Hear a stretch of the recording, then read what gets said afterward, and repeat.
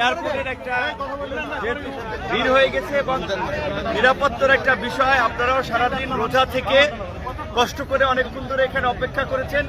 আপনাদের সবাইকে ধন্যবাদ, শুভেচ্ছা। আপনাদের সাথে অফিসে আগামীকালকে আমরা বিস্তারিত আলাপ করব, যেহেতু এখানে অন্য আরো লোকজন বা গাড়ি যাতায়াত করবে। এটি একটি গুরুত্বপূর্ণ এলাকা, এইখানে আমরা বেশি ক্রাউড করব না, সুশৃঙ্খলভাবে আমাদের নেতা কর্মী যারা তারা আমাদের মতো চলে যাব। শুধু এটুকু বলে শেষ করতে চাই, আলহামদুলিল্লাহ প্রথমবারের মতো ইউরোপের বিভিন্ন দেশে আপনারা দেখেছেন একটি সাংগঠনিক সফল সফর হয়েছে। পাশাপাশি কূটনীতিকদের সাথে মিটিংয়েও আমরা দেশের সামগ্রিক পরিবেশ পরিস্থিতি নিয়ে আমরা আমাদের জায়গা থেকে আমাদের অবস্থান তুলে ধরেছি। ইউরোপীয় ইউনিয়নের প্রতিনিধিদের সাথে আমাদের একটা অফিসিয়াল মিটিং হয়েছে, আরও বিভিন্ন দেশের পলিটিক্যাল লিডারদের সাথে আমাদের মিটিং হয়েছে এবং সবচেয়ে বড় কথা, আমাদের যে সংগঠন প্রবাসী অধিকার পরিষদ বাংলাদেশের বাইরেও যে কতটা সুসংগঠিত, কতটা শক্তিশালী, এটা না গেলে বোঝা যাবে না। আপনারা দেখেছেন যে ইতালি, ফ্রান্স, বেলজিয়াম এবং পর্তুগাল সফর শেষে মালয়েশিয়াতেও লাস্ট 2 দিন ছিলাম।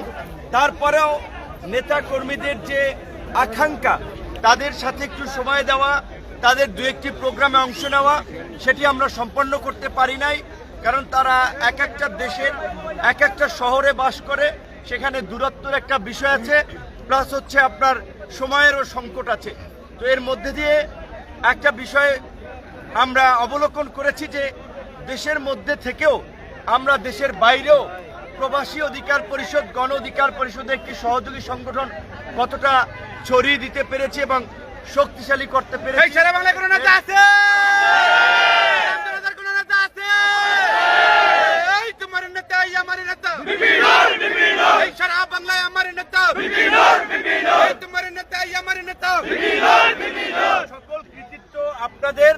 বাংলাদেশের অত্যন্ত একটি প্রতিকূল সময়, যেই সময় অনেকে হাল ছেড়ে দিয়েছে, ফ্যাসিবাদের কাছে পরাজয় বরণ করেছে, সারেন্ডার করেছে, সেই সময় আপনারা সারেন্ডার করেন নাই, হাল ছেড়ে দেন নাই, হামলা মামলা উপেক্ষা করে লড়াই সংগ্রাম চালিয়ে গিয়েছেন, যার ফলে আজকে বাংলাদেশ যেমন ফ্যাসিবাদ মুক্ত হয়েছে, তেমনি ভাবে বাংলাদেশকে আগামীতে নেতৃত্ব দেওয়ার জন্য গণ অধিকার পরিষদের সম্ভাবনা তৈরি হয়েছে।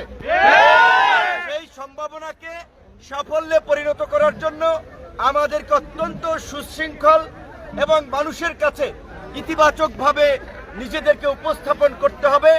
ঢাকা সহ সারা দেশে এই রমজান মাসেও আপনারা যে ইফতার কার্যক্রম, মানুষের পাশে দাঁড়ানোর কার্যক্রম করেছেন, তাতে আমি আশাবাদী যে আমাদের ওইভাবে দিক নির্দেশনা ছাড়াও সুশৃঙ্খলভাবে আপনারা সম্পন্ন করেছেন। আশা করি আগামীতেও এর চেয়ে আরো ভালোভাবে আপনারা মানুষের পাশে দাঁড়াবেন, দলকে মানুষের কাছে তুলে ধরবেন, দলকে এগিয়ে নিয়ে যাবেন এবং আগামী নির্বাচনে গণ অধিকার পরিষদের জন্য একটি ভালো ফলাফল আপনারা বয়ে আনবেন। সবাইকে ধন্যবাদ এবং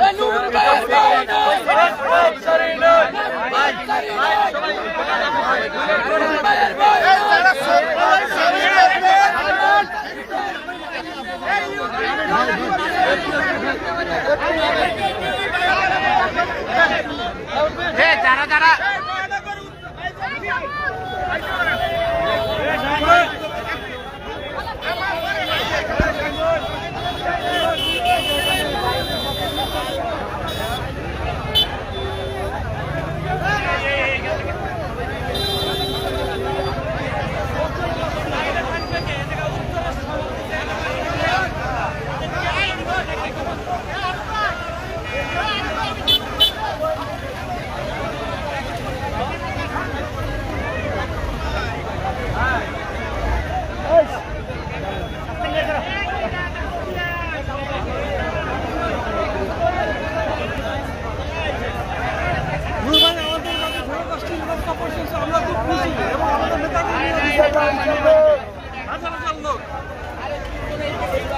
যারা আমাদের কাছে আসছে, আমরা খুব খুশি ইউরোপ ভ্রমণের পরে।